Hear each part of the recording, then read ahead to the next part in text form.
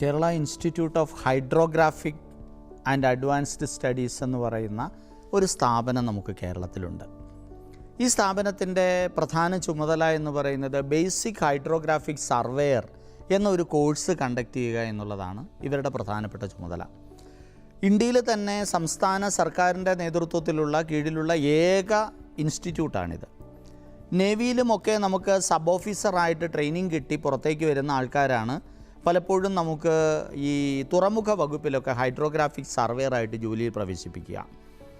അപ്പോൾ ഈ മേഖലയിൽ വലിയൊരു ക്ഷാമമുണ്ട്. അത് മറികടക്കുന്നതിന് വേണ്ടിയിട്ടാണ് ഇത്തരത്തിലൊരു ഇൻസ്റ്റിറ്റ്യൂട്ട് നമ്മൾ ആരംഭിച്ചത്. ഇപ്പോൾ ഒരു ഡാം, ആ ഡാമിനെ സംബന്ധിച്ചിടത്തോളം അവിടുത്തെ വെള്ളത്തിൻ്റെ നില അളക്കുന്നത് ഹൈഡ്രോഗ്രാഫിക് സർവേയറാണ്. അതുപോലെ തന്നെ ഇൻലാൻഡ് വാട്ടർ ട്രാൻസ്പോർട്ടേഷൻ, നമുക്കറിയാം ഇപ്പോൾ തന്നെ ഈ ഒരു സ്ഥാപനത്തിൻ്റെ കീഴിലാണ് മുസിരിസ് പൈതൃക ടൂറിസം പദ്ധതിയുടെ ഹൈഡ്രോഗ്രാഫിക് സർവേ കംപ്ലീറ്റ് ചെയ്തിട്ടുള്ളത്. ഇടമലയാർ ഡാമിൻ്റെ അടക്കമുള്ള പ്രവർത്തനങ്ങൾ, ഇൻലാൻഡ് നാവിഗേഷൻ നടക്കുന്നുണ്ട് നമുക്കിവിടെ.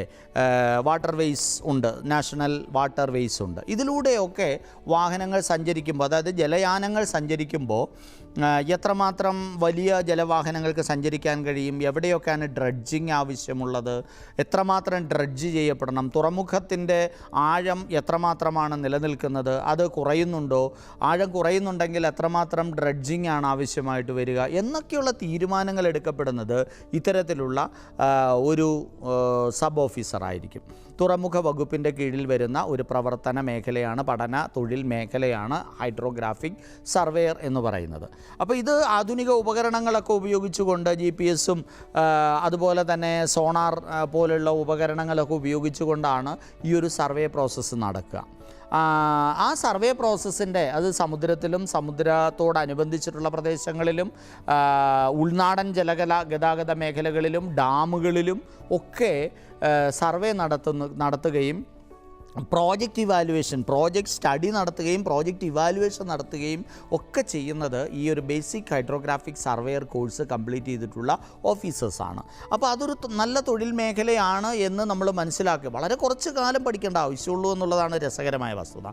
ITIയോ പോളിടെക്നിക് ഡിപ്ലോമയോ ഡിഗ്രിയോ എഞ്ചിനീയറിംഗ് ഡിഗ്രിയോ ഒക്കെ പാസ്സായിട്ടുള്ള ആൾക്കാർക്ക് കേവലം 24 ആഴ്ച അല്ല 6 മാസക്കാലം കൊണ്ട് പഠനം പൂർത്തിയാക്കി തൊഴിൽ മേഖലയിലേക്ക് കടന്നു ചെല്ലാൻ കഴിയുന്നു എന്നുള്ളതാണ്. അത് കോൺട്രാക്ട് ബേസിൽ ജോലി ചെയ്യാൻ കഴിയുന്ന അവസരങ്ങൾ ധാരാളമുണ്ട്. കൂടാതെ സംസ്ഥാന സർക്കാരിൻ്റെയും കേന്ദ്ര സർക്കാരിൻ്റെയും വാട്ടർ ഡിപ്പാർട്ട്മെൻറ്റുകളുമായിട്ട് ബന്ധപ്പെട്ട തുറമുഖ വകുപ്പുമായി ബന്ധപ്പെട്ട മേഖലകളിലൊക്കെ ജോലിയിൽ പ്രവേശിക്കുന്നതിന് സാധിക്കുന്ന ഒരു തൊഴിൽ പഠന മേഖലയാണ് ബേസിക് ഹൈഡ്രോഗ്രാഫിക് കോഴ്സ് എന്ന് പറയുന്നത്, സർവേ കോഴ്സ് എന്ന് പറയുന്നത്. അപ്പോൾ അതിന് വളരെ ഇപ്പോൾ പഠനത്തിൻ്റെ ഗ്യാപ്പിൽ വേണമെന്നുണ്ടെങ്കിൽ ആ ഗ്യാപ്പ് ഫില്ലറായിട്ട് ഈ കോഴ്സ് വേണമെങ്കിൽ ചെയ്യാവുന്നൊരു മേഖലയാണ്. ആധുനിക കാലഘട്ടത്തിൽ ഇതിന് കൂടുതൽ പ്രസക്തി വർദ്ധിക്കുകയാണ്. ഇപ്പോൾ തന്നെ നമുക്ക് തുറമുഖങ്ങളുടെ എണ്ണം വർദ്ധിച്ചുകൊണ്ടിരിക്കുന്നു. ഓരോ വർഷവും രാജ്യത്ത് തുറമുഖങ്ങളുടെ എണ്ണം വർദ്ധിച്ചുകൊണ്ടിരിക്കുന്നു. വാട്ടർ മെട്രോ ഉൾപ്പെടെയുള്ള പുതിയ സംവിധാനങ്ങൾ രാജ്യത്ത് ആരംഭിച്ചുകൊണ്ടിരിക്കുന്നു. ഇൻലാൻഡ് വാട്ടർ ഹൈവേസിൻ്റെ പ്രവർത്തനങ്ങൾ കൂടുതൽ വിപുലീകരിക്കപ്പെടുന്നു. പുതിയ ഡാമുകൾ ഉണ്ടാകുന്നു. ആ ഡാമുകൾ മെയിൻറ്റെയിൻ ചെയ്യേണ്ടി വരുന്നു. അപ്പോൾ ഇതെല്ലാം നമുക്ക് ഈ ഒരു തൊഴിൽ മേഖലയുടെ പ്രസക്തി വർദ്ധിപ്പിക്കുകയാണ്. അപ്പോൾ സ്വാഭാവികമായിട്ടും ഈ മേഖലയിലേക്ക് പോകാൻ താല്പര്യമുള്ള ആൾക്കാർക്ക് വളരെയധികം സാധ്യതകൾ നമുക്ക് കാണാൻ കഴിയും. അധ്യാപന മേഖല, പിന്നെ സ്വകാര്യ മേഖലയിൽ തന്നെ ധാരാളം സാധ്യതകൾ നമുക്ക് ഇത്തരം ആൾക്കാർക്കുണ്ട്. കാരണം ഇപ്പം സ്വകാര്യ പോർട്ടുകൾ വളരെയേറെയാണ്. അത്തരം മേഖലകളിലൊക്കെ റുട്ടീനായിട്ട് സർവേ നടത്തപ്പെടേണ്ട ആവശ്യകതകളുണ്ട്. സൈന്യത്തിൽ ഇത്തരം മേഖലകൾ ഓൾറെഡി അവർ തന്നെ സബ് ഓഫീസേഴ്സ് ട്രെയിനിങ് പ്രോഗ്രാം കൊടുക്കുന്നുണ്ട്. ആ കോഴ്സ് പാസ്സായി പുറത്തിറങ്ങിയിട്ടുള്ള ആൾക്കാരെയാണ് പൊതുവിൽ നമ്മൾ തുറമുഖ വകുപ്പിലേക്ക് നിയമിച്ചു കൊണ്ടിരുന്നത്. എന്നാൽ ഇന്ന് ഈ ഇൻലാൻഡ് വാട്ടർ ട്രാൻസ്പോർട്ടേഷനൊക്കെ വളരെയധികം വിപുലപ്പെട്ട സമയത്ത് അത് നമ്മൾ വെറും ജലഗതാഗതത്തെ നമുക്ക് ആൾക്കാർക്ക് സഞ്ചരിക്കാനുള്ള സാധ്യതകൾ എന്നതിനപ്പുറത്തേക്ക് ഗുഡ്സ് കൊണ്ടുപോകുന്നതിന്, സാധനങ്ങൾ കൊണ്ടുപോകുന്നതിന് വലിയ ബാർജുകളുമൊക്കെ വാട്ടർ ഹൈവേസ് വഴി ഉപയോഗപ്പെടുത്തിക്കൊണ്ടിരിക്കുന്ന സമയത്ത് റുട്ടീനായിട്ട് ഈ സർവേ ഇങ്ങനെ കണ്ടിന്യൂ ചെയ്തുകൊണ്ടിരിക്കണം.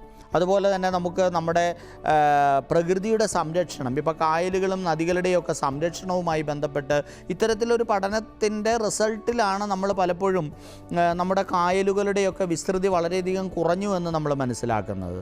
അത് പല തരത്തിലുള്ള സാധ്യതകളെ നമ്മൾ ഉപയോഗപ്പെടുത്തിയിട്ടുണ്ട്. അവിടെ GPS പോലുള്ള സംവിധാനങ്ങൾ ഉപയോഗപ്പെടുത്തുന്നുണ്ട്.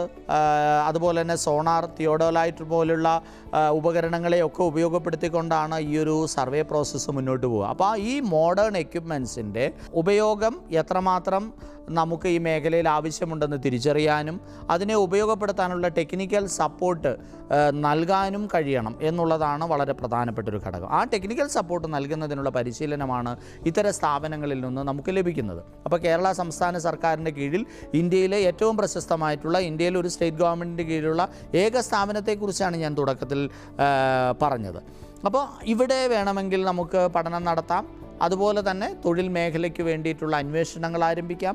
കേരള പബ്ലിക് സർവീസ് കമ്മീഷൻ വഴിയും സെൻട്രൽ ഗവൺമെൻറ്റിൻ്റെ വിവിധ ഡിപ്പാർട്ട്മെൻറ്റുകൾ വഴിയും ഒക്കെ നമുക്ക് തൊഴിൽ മേഖലയിലേക്ക് കടന്നു ചെല്ലുന്നതിന് സഹായകരമായിട്ടുള്ള ഒരു വളരെ ചുരുങ്ങിയ കാലം കൊണ്ട് ഒരു പ്രീമിയം തൊഴിൽ എന്ന് തന്നെ നമുക്ക് വിശേഷിപ്പിക്കാവുന്ന, വളരെ സ്കിൽഫുള്ളായിട്ടുള്ള ആൾക്കാർക്ക് വളരെ സാധ്യതകൾ കൽപ്പിക്കപ്പെടുന്ന ഒരു തൊഴിൽ മേഖലയാണ്. ഇവിടെ തന്നെ 2 തരം കോഴ്സുകളുണ്ട്. ഒന്ന് ബേസിക് ഹൈഡ്രോഗ്രാഫിക് സർവേയർ കോഴ്സ്, പിന്നെ GPS-ഉം ഓട്ടോകാഡും അടക്കമുള്ള സബ്ജക്റ്റുകൾ പഠിപ്പിക്കുന്ന ഒരു ചെറിയ കോഴ്സും ഉണ്ട്. ആദ്യത്തെ കോഴ്സിന് ഏതാണ്ട് ഒരു 54,000 രൂപയോളം ഫീസാണ് ആവറേജ് വരികയെങ്കിൽ രണ്ടാമത്തെ കോഴ്സിന് ഒരു 10,000. അതൊരു 15 ദിവസത്തെ കോഴ്സ് മാത്രമാണ്.